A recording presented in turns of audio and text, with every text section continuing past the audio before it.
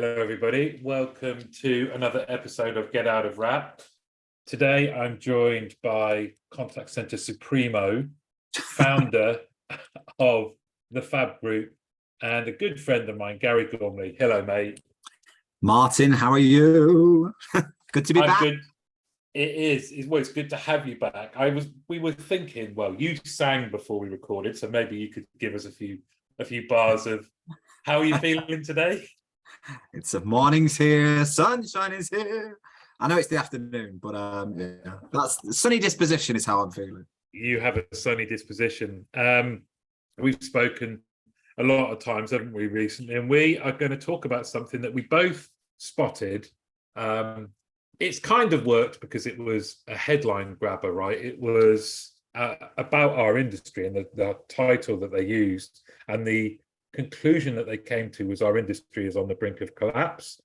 And it was a survey commissioned by a technology provider who said they went out to 1,000 contact center decision makers. We could talk about maybe what that means. And they summarized that because we're seeing higher wait times, higher call volumes, increased attrition, and a greater number of outages, they were saying, which I found strange, that they said, based on those things, our industry is on the brink of collapse. Discuss.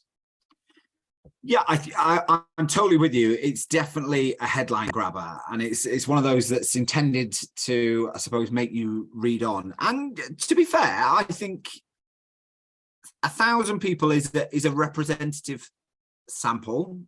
Again, it'd be interesting to understand, of those 1,000 people, what do they define as a decision maker? How many of those came from technology vendors, providers, and what's the bias, if there is any? And I think, as someone who works very closely with operational leaders, contact center managers, and networks with a lot of them, I don't hear any of them turning around and saying, we're on our knees and we're on the brink of collapse. What I do hear is they're struggling to recruit, they're struggling to retain good staff, they're struggling to balance the remote and the hybrid nature of a post-COVID era, and that they're constantly trying to improve things like CSAT, NPS, and operational efficiency. But I don't hear anybody turning around and saying, we need to shut up shop. The contact center isn't working as it should do. We've got too much attrition that we can handle. Yes, granted, it's a challenge, but I don't hear any of them saying that they're on the brink of collapse. What was interesting as well is this was the writers of the report and their editorial summary of their findings. So they were saying, if you take all of these things, what that equals is the industry's on the brink of collapse. And I wondered whether, if that had been the final question, do you think our industry's on the brink of collapse? Whether I would guess, and it is a guess, but I would guess that those people that were surveyed, depending on who they are, would say, no, we're not. This is... It's like Family Fortunes, isn't it? Our survey said, but if they've not asked that question, how can they effectively summarize that headline, which I think is definitely a headline grabber. It's there to make you read. But even the stuff that was in the report, though, I don't necessarily believe that conclusion can be drawn from the questions that they've asked, because they're asking questions around efficiency, they're asking questions about recruitment and attrition, and yes, they're a challenge, but have they ever not necessarily been a challenge? I don't know anybody that's ever turned around and said, oh yeah, we've had it easy for the last 10 years with attrition, because we have. Yeah. The nature of contact centers is that people see them as jobs where they will enter into it for a period and then leave it for a period. We all know that doesn't necessarily need to be the case, because the career mobility and the career pathways that exist in contact centers are awesome. I think we're both examples of that. But I think it's still seen as a bit of an entry-level start entry job. whereas it doesn't need to be. But I think some of the stuff that they've drawn from it, I think that they're reaching to get that conclusion. They are, and it does. You spoke earlier around the things that are probably prevalent. Well, they are prevalent to the people you're supporting, talking to, interacting, and I can absolutely echo that with what are the key things that people are concerned about, and does that all add up to being on the brink of collapse? Maybe they feel like they're close to burning out, but certainly not the industry being on the brink of collapse. But it does make you think about what are the things that we need to come together to address in our industry that will need a collective approach, or at the very least a collective agreement that they're issues. It does lend itself to you thinking, right, where are we as an industry, and what should we be focusing on? What do you think are you mentioned some of them. If you had to choose your top three. Do you know what? I think the three things that I think as an industry we could probably round table on really, really well is how we start to tackle things like recruitment, and how we maybe approach recruitment slightly differently in the selection process, in the way in which we're recruiting people nationally now, with remote, hybrid, bricks and mortar working. I think that's something that we could all get a bit more best practice from, and learn specifically based on your operating model, what works, what doesn't work, and how we can make that recruitment machine a little bit slicker. I think the other thing is that whole attrition piece. Is there isn't a contact center that I speak to that doesn't have, I wouldn't say significant attrition problems, but they are feeling the pain on attrition, and specifically on that whole external piece where they're losing people quite early on in that probationary period, or that at least that first 12 months. And I think that goes back to the initial point that we were talking about there around recruitment. I'd say recruitment and onboarding is probably the joint piece there that helps stem some of that attrition. But I think we also need to look at attrition as both external and internal, because internal can still be a positive thing, and we can have a high volume of attrition, but we have to separate the two. So, right, have we got an external leakage challenge, or actually we're doing a really good job at internally promoting people, and as a consequence seeing people move from help desks, service desks, that are the natural places for people to gravitate towards. And I think probably the other one is then how we better leverage technology. I think what I've seen, and this is typical of a lot of clients over the past 2 years, is we've moved from having maybe an on-premise solution or a technology solution that did a bit of voice, did a bit of this, to now a fully omni-channel customer suite with bells and whistles for QA, bells and whistles for speech analytics, knowledge management plugins here, workforce management plugins there. And I think there is now a gap in the knowledge and understanding of how to maximize that, so that we can drive the efficiencies, drive process improvement, and use that to improve customer experience, use that to improve continuous improvement. I do that because that's my little infinity loop. And how we can then use that to alleviate some of the pressure that is on the frontline agents. So I think it's about leveraging what we've all now just gone out and bought to improve the overall experience. So those would probably be my three. But if you ask me again in half an hour, they'd probably yeah. Well, hold on. Let me just repeat these. So recruiting in and onboarding as one. I think recruitment of and the onboarding process for new people. How do we make that better? Yeah. Okay. One. Number two was how we're dealing with attrition. Yeah. And number and three how we is separate the two out in terms of that internal positive attrition, and the actual thing that is the problem, which is external attrition, linking back to, I suppose, that early tenure piece. And then the final one is how do we leverage technology to make the most of what we've all now gone out and bought. I love that. And of those, let's let's chat about those three then. So number one, recruitment and onboarding. I think there's some people doing some really creative stuff when it comes to recruiting and interacting with their local community, which is strange when you think we're all able to recruit nationally. But I see some people going out and interacting with further education. So Marianne going to Portsmouth Uni and people like that, Marianne with us at the Verity Centre. And that engagement with local community, for me, seems like definitely one of the areas to focus on. Yeah, you know what? The demographic that we bring into contact centres is usually very young. I know that's swung probably because of COVID and how different generations want to work, and the ability now to work from home and have a more flexible work-life balance. But typically, it's younger people that tend to come in. So I think our interaction with schools, colleges, work fairs.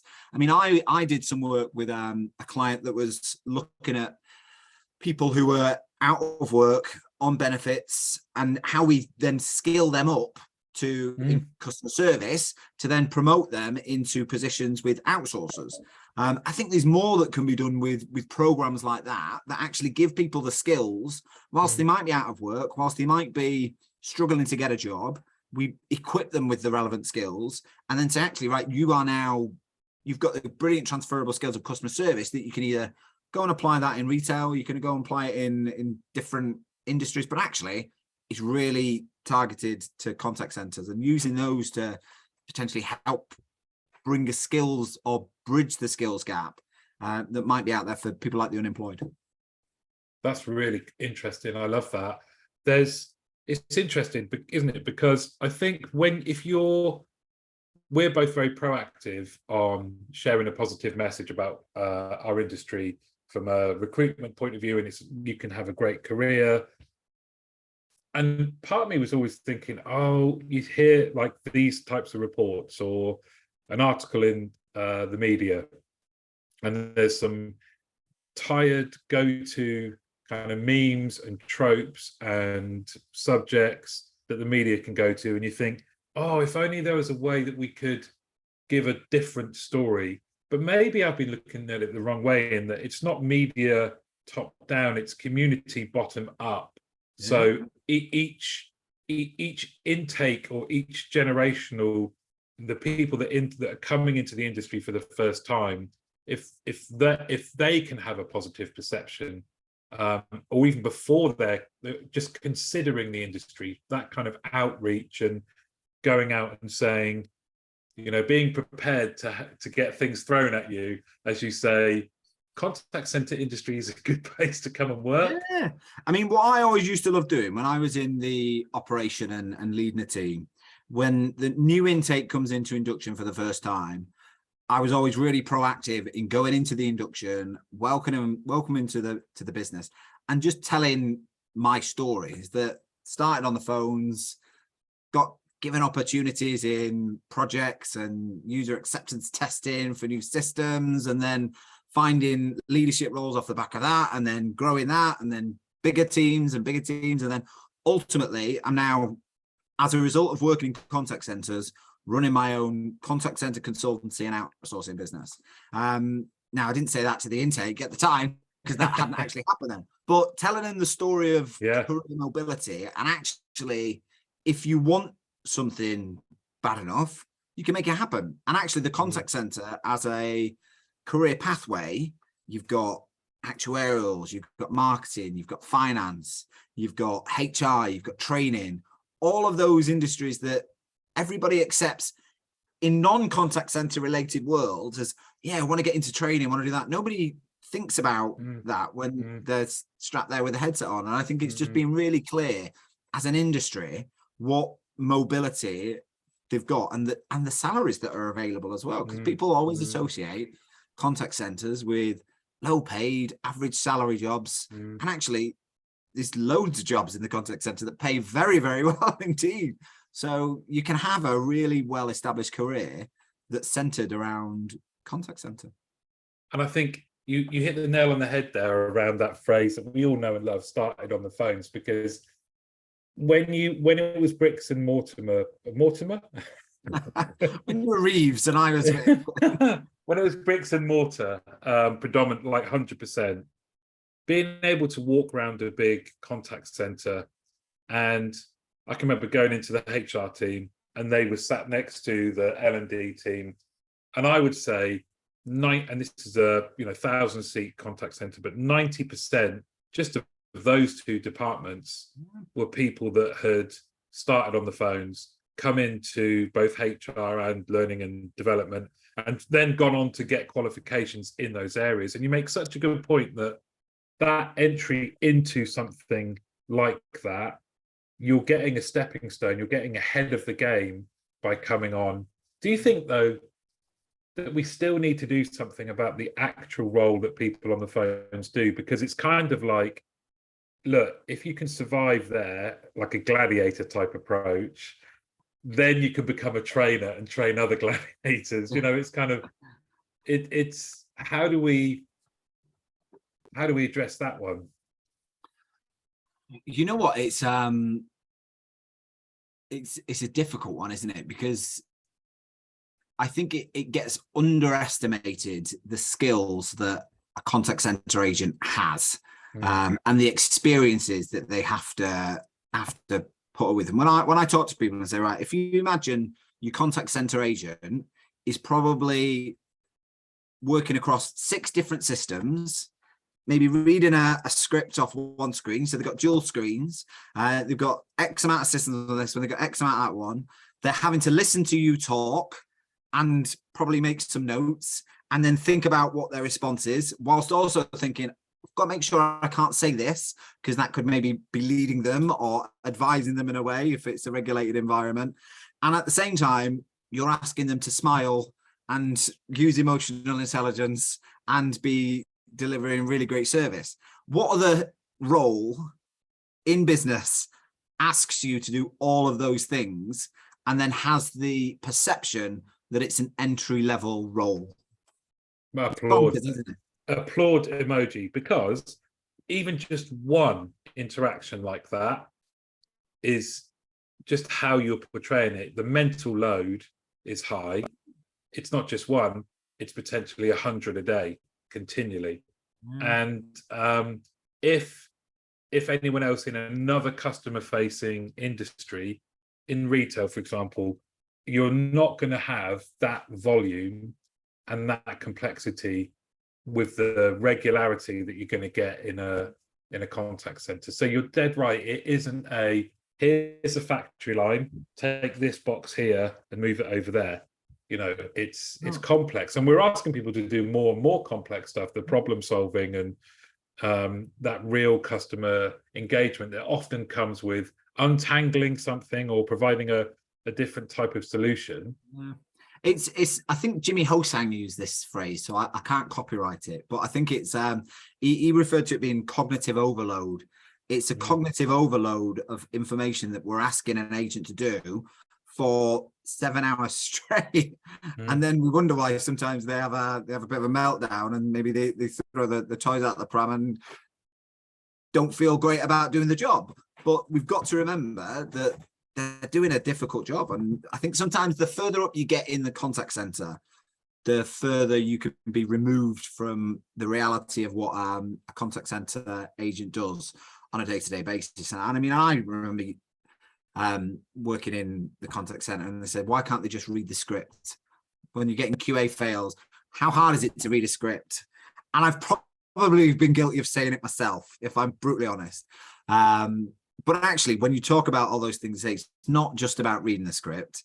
It's about listening to what they're saying, thinking about the response that you want to give so that it maybe doesn't sound scripted, and then updating all the different systems and all the other things that we just talked about. So when we say, how hard is it to read a script? It's not about that. It's about the cognitive overload that we're giving our people, and being appreciative of that, I think. And I think that is probably why sometimes when we look at that recruitment and onboarding piece is maybe why we see early attrition, because no matter what, somebody who hasn't got contact center experience, will think the job is like, it's probably 10 times harder than they actually think it is.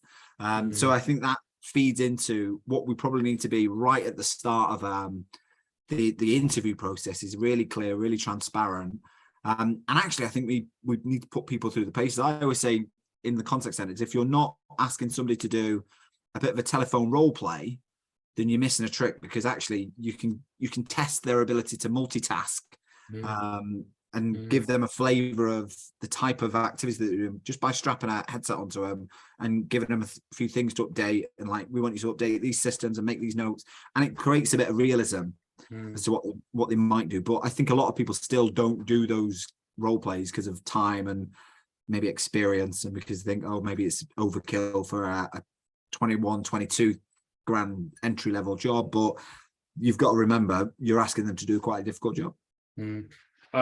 Even after they've been recruited, I was a passionate advocate of role plays, and actually asking people to embrace being uncomfortable with this, because it's the same as anything. If you can make training harder than reality, it does help. It's kind of, it's where you grow. Let's embrace it. And I'm right behind you on it's insane that we would be looking to recruit people to communicate and multitask without exploring that in the recruitment stage. And once you've got them through the door, a favorite topic is, onboarding, academies, grad bays. And there was agent engagement study by Contact Babel, and they did some data analysis, which I think is relevant. Is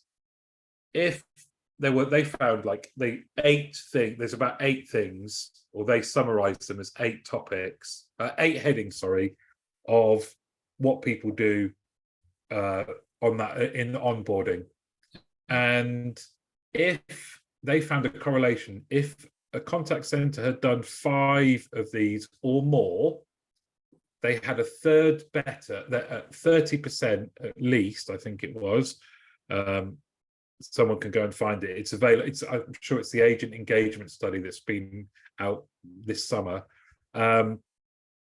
They produced, in terms of that 6 to 12 month attrition figure, like a 30% higher than those that were 5 or less.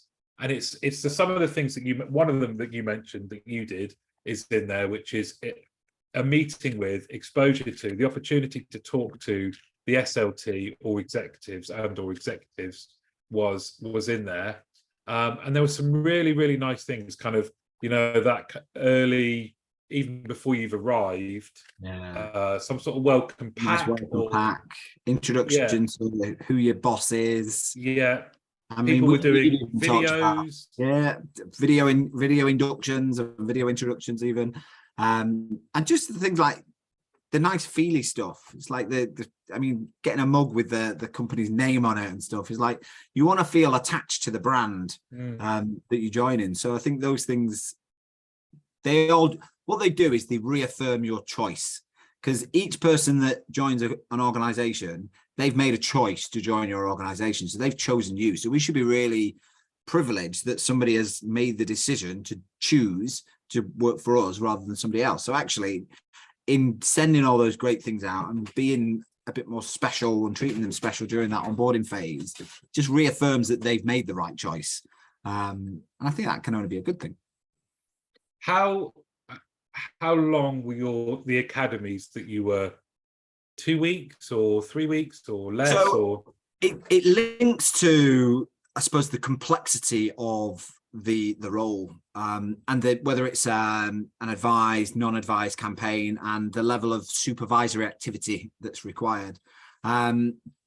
Typically induction, I'd say you're talking maybe three-ish weeks, depending upon, again, products and all that kind of stuff. But we used to run a model office, if you like, or a graduation bay over the period of the first 3 months, and saying, right, actually, speed to competence wise, by the end of month 3, you should really be able to be let loose onto the world without supervision. But I think it goes back to what's the amount of support that you're providing in that graduation period? Because there's no point in having a model office if you're going to have one model office manager to 10 reps. Yeah. You've got to, you're just never going to get around everybody, and it's just protracts the whole process. So I think it's investing in a model office format, but then saying, right, what does the model office look like? So is it 3-to-1 supervisory ratio? Is it 1-to-4? And actually, do we increase that as people become more proficient and understand more? And actually, is there an argument to say we phase people's products and phase people's sign off on different skills, different ways of working? But you've then got to think about all the stuff that then goes with that. Is to say, right, actually, it means people won't be as proficient, so you've got to add that into your shrinkage. And then you've got to say, right, actually, this is the number of people that we're going to then need to recruit. This is the attrition that we expect in induction, and build all that into the CAP plan. I think sometimes what we do is we create these great plans, but then we don't factor it into the resource plan. And then what happens is you've got somebody standing over you saying, right, we need these people signed off quicker. How do we get them on? Just get them on the phone. Yeah. And that's stuff that I've heard in the past, and it's stuff that I still see now. Is to say, right, just train them on this bit, and then we'll catch up on the rest later. And that just creates that bottleneck, and it just makes people feel undervalued in that first 3 months, which is the critical piece, really, isn't it? It's to say, right, I need to make my choice around who I'm going to work for, and then I need to feel within the first 3 months that I've made the right choice, because you treated me as I expected you to have treated me as a new employee into the business. And I think we just need to say, right, if we're going to have a grad bay, have a grad bay and resource with that grad bay with the right coaches, the right mentors, and factor it into the plan so that you've got the capacity within the contact center, so that you're not turning around and saying, right, get these moved on quicker, or just get them on the phones, get them taking messages. And sometimes it's called for. There might be the odd day or so where actually backs against the wall, something's just gone horribly wrong. Can we use that resource tactically? But it can't be the norm. It's interesting, isn't it? Because I completely agree with everything you're saying. And actually, it felt, and I think it still feels like there's an industry around speed to competence. Do you remember the phraseology like plug and play? One of the features and benefits of any technology provider that talked about that was you don't really need to spend any time training people anymore. You literally plug them in and they're ready to play. And it did lead to a bit of a kind of like conscript mentality, which is, right, here you are, here's your gun, that's a naughty bit, off you go.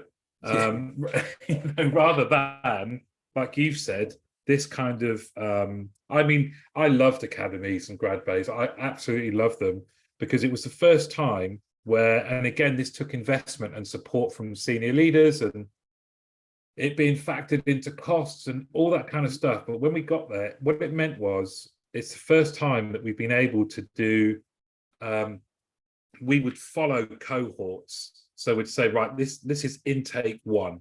Yeah. And we're going to watch it. This is our induction plan for intake 1. And then we're going to watch them when they go out into the world. How do they perform? How long do they last? And then we're going to take intake 1's results and feed that back into, your infinity symbol, this around what have we learned. And I can hand on heart say, no 2 inductions were ever the same. Our induction plan was being constantly refined based on what each data set, each group of people were. Now, it may be that we tinkered too much. So when people were like, what's been the improvement that you've made and what's been the result and why did you make it? We maybe got a bit too complex. But that's it's like 7-Up, isn't it? Let's watch them as they 70-year-olds leaving the contact centre. The documentary crew, yeah. Maybe that's another kind of get out of rap series that we just follow a whole, not to their 70, but round that whole onboarding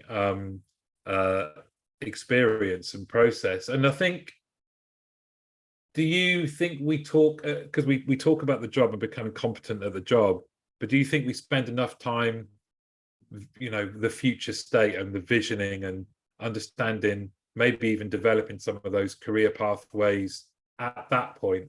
Do we do enough of that? I think some do. I wouldn't say we do it consistently. I've seen some organizations that literally, here's the heads of, the directors, these people came from the floor, and some don't reference it at all, because it's just about, you need to get proficient in this before you move on to others. And I think that's where you kind of selling yourself short a little bit, is to say, right, if people can see a clear career progression, then it keeps people motivated. I mean, not everybody's motivated by a commission, not everybody's motivated by money. People can be motivated by the fact that they want to join a reputable company, and they want to see the options available to them if they want to.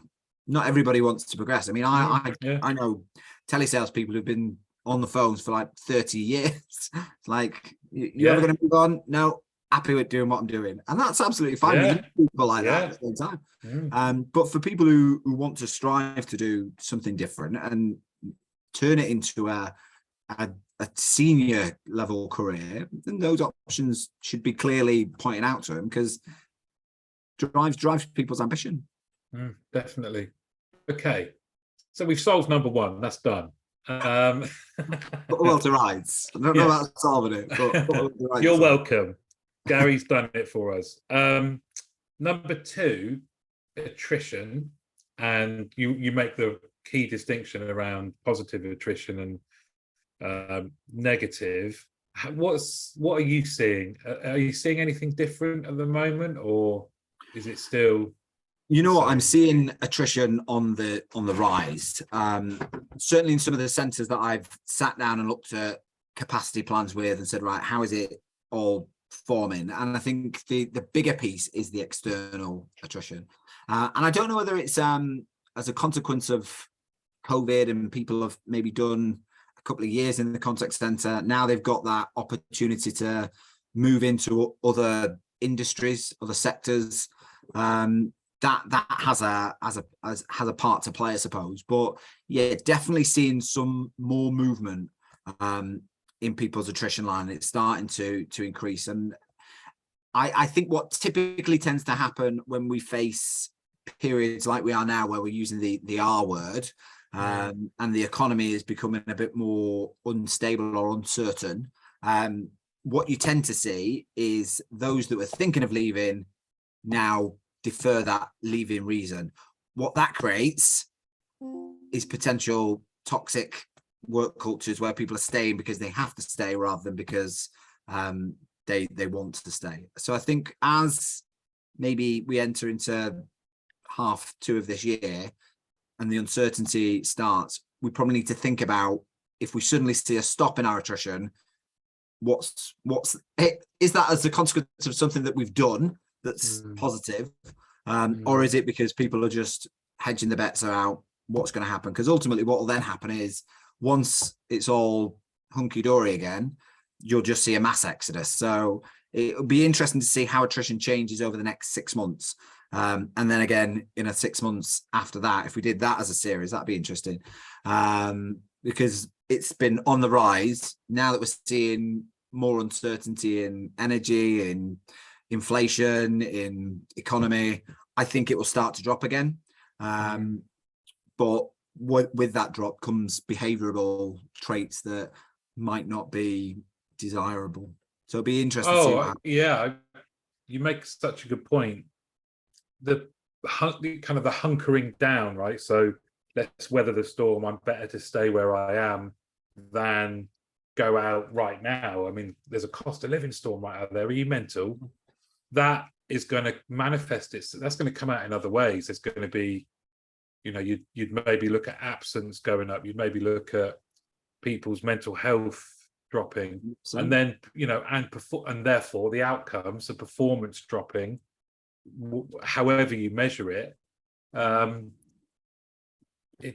It's pretty bleak. Yeah, and I think this is where contact center senior leaders have to start to think about how do we demonstrate flexibility to people? How do we identify those people in the contact center that are vulnerable, as in themselves vulnerable? We talk about vulnerable customers a lot, but we don't necessarily always think employee vulnerability. So have they got dependents? Have they got high outgoings? Are they in debt? Are they going to be struggling? Is that going to cause sickness absence?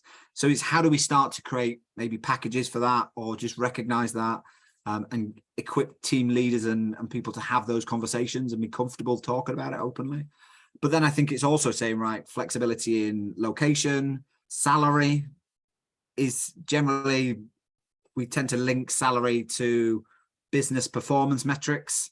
We're seeing inflation approaching double digits. So when we start to think about pay rises, and then we start to do recruitment freezes, or we start to do pay freezes, that creates a whole level of uncertainty and anxiety in contact centers that people then think, how am I going to pay my bills? So there's loads of things that I think as a senior leadership team, that needs to be on the boardroom table to say, right, this is what's happening with the economy.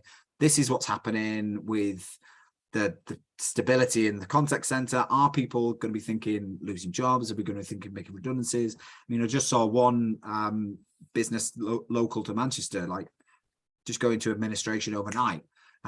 So people will see that on people's feeds, and then they'll start to worry internally themselves. So I think we have to be really open and really transparent, but also start to think about how we can support employees so that they feel valued, they feel recognized, and they feel supported.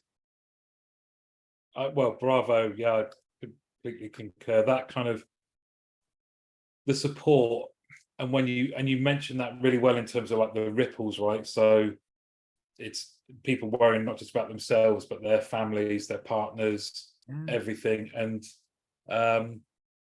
you touch on something that I think we always we accept. I'd love there to be someone really disruptive and take a fresh look at salaries that we're paying people that are dealing with customers, our agents, our frontline customer service stars.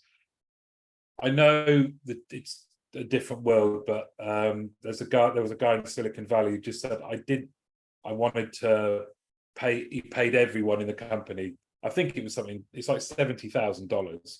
And got any jobs? I can't remember the name of the company. I remember what he looked like.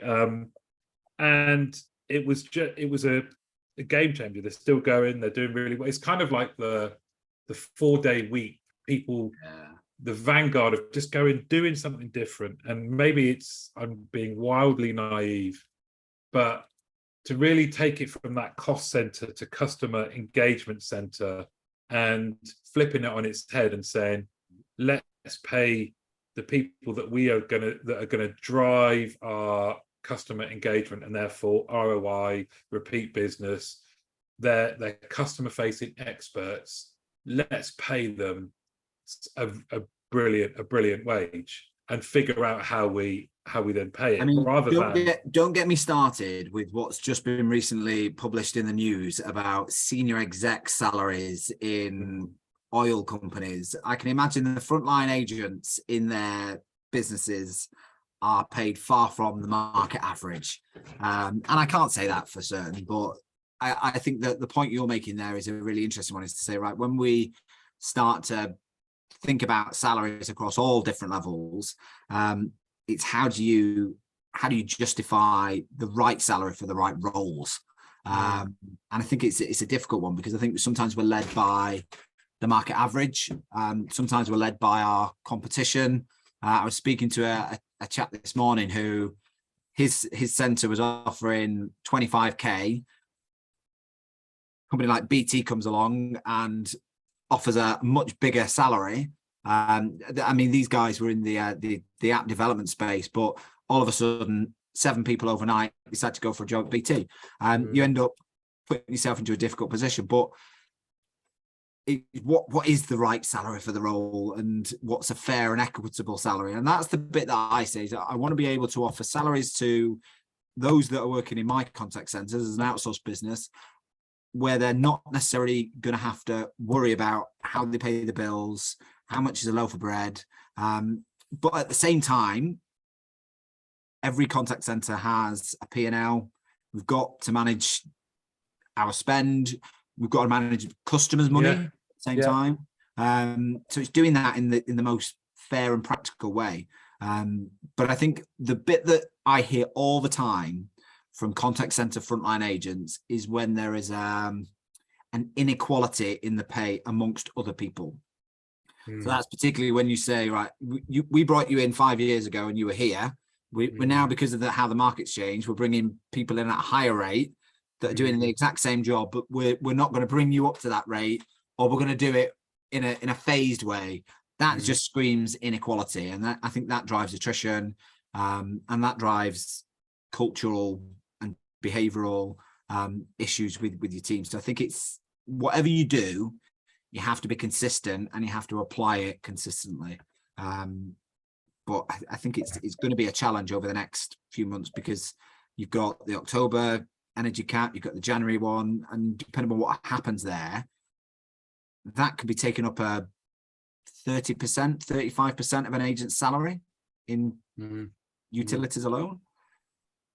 So and whilst we are saying we're not on the brink of collapse, there's a combination of things happening that by themselves would have been a challenge coming together. So, COVID, centres bringing people back, kind of, or en masse, or you then got rising transport costs. You've got the energy crisis, inflation going up, as you say. It is going to be a tough time, but I do think, maybe this is just the optimist, is we're a hardy, creative bunch, and maybe born out of this necessity, there will be some interesting things happening. And maybe this leads on to your third point around technology then.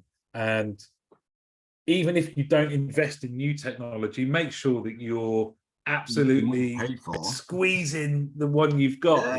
It's like I mean, it's like I equate it to maybe having like a really expensive whiskey that you never drink, having a really expensive telephony system that you're not really using all the bells and whistles with. It's actually criminal. It's a good whiskey is there to be drunk. No, I'm sorry, Garry. I've got to stop you, and that's because of childhood trauma.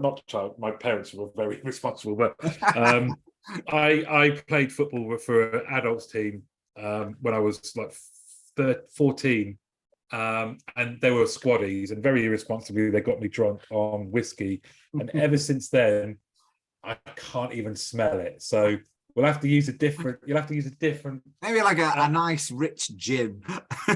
That'll do. That'll do. But you're right. Yes. And do you see that a lot then? That people have, you might be working with them, they might be utilizing your services, and you kind of go, you're not even, you've got this here. Yeah. And I think what I see is people switch things on. They're not geared up for it in a way that they imagine themselves to be, so they switch it off and it never gets switched back on. Or they've got, say, for example, speech analytics, and it's being used for a sliver of what its capability could actually be put towards.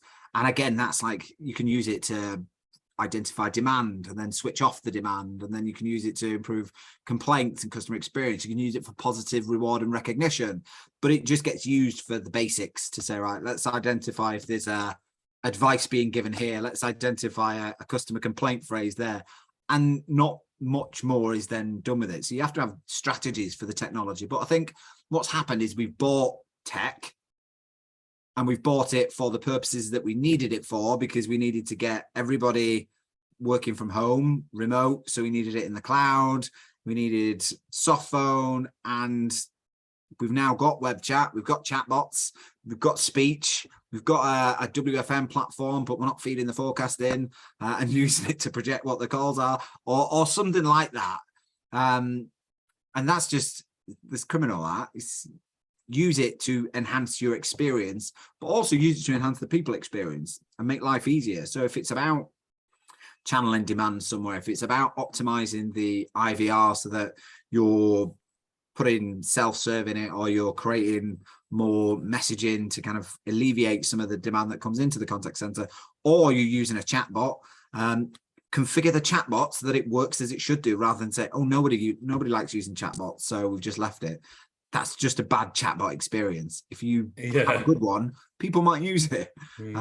So, and I mean, I can get on my soapbox about this because I think it's stuff that when I was in the contact center running my own operation, I was like, I wish I'd have had this, I wish I'd have had that, I wish I'd have had the other. And in certain pockets we had it, but people didn't share either. So I think it's being open across the patch to say, right, this is what we've got, this is how you make the most of it.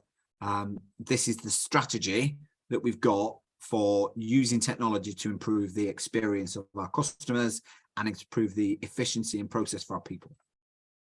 And do you think as well that we have to be brave and say, we're going to need to take some people from the operation to work on this with them to make a difference to the operation? Because I certainly felt a lot of the time in my career, it was, right, we take them off, but then as soon as the hot air balloon of operations started to drop a little bit, right, what can we throw out the basket? Right, throw this project out because that's about future improvement.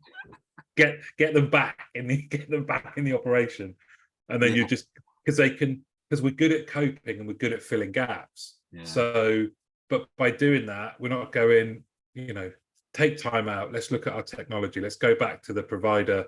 Let's utilize an expert and make sure we're making the most out of this, using people that are in the thick of it right now. Let's take them out. Let's backfill. Let's give someone an opportunity. I think it's about, I always talk about when doing like RFPs and stuff, it's and you can get called in to kind of say, right, we want a new telephony system, can you help us? It's like, absolutely. What are the requirements of the system? What do you want it to do? And when you start thinking about, as a team leader, I want, as a frontline agent, I want, as a senior manager, I want, as an MI analyst, I want. And if you can get really clear on what everybody's wants are and what their aspirations are, not let's recreate the same just with a new system. It's like, what doesn't it do that you'd like it to do? What problems does the current process cause that you'd like this solution to fix? And I think if you get that from the frontline agents, they'll tell it you in very simple terms. You just have to turn it into tech speak then. But if you can get that across all of the different users, it really helps you buy a product that is going to do the thing that you expect it to do, rather than what we sometimes find is that we buy it and then like, oh, it doesn't do that, or it doesn't do that, or this isn't as I expected to. Or what I hear sometimes, not all the time, but we bought it because the senior leader, the CEO, liked it, so that's what we bought, rather than this is what we bought because it's what we need.